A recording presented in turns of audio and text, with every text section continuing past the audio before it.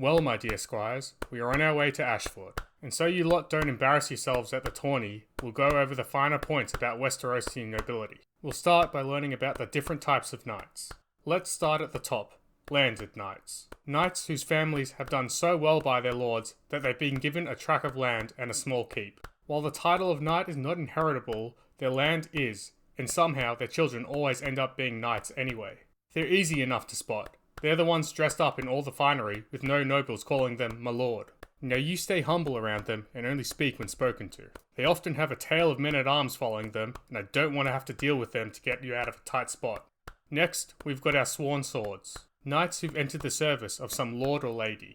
They're either skilled knights that have caught the eye of some lord and been brought into their service, or some long-time men-at-arms who've stayed loyal after receiving a knighthood. Most will be courteous to you, as their actions are a reflection on their liege. But some won't be, as they're still knights. That don't mean you can mouth off to them though. There's a reason why a lord has taken them into their service, and it's not for the company.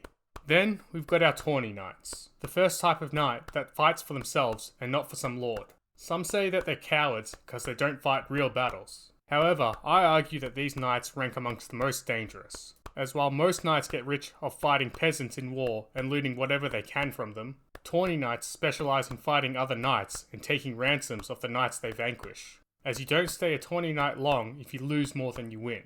Lastly, we've got our hedge knights, travelling from here to there, looking for any employment, sleeping in ditches more often than taverns, barely a step above a sellsword. Now don't be fooled by the nobles talking down to them, they're still head and shoulders above you lot.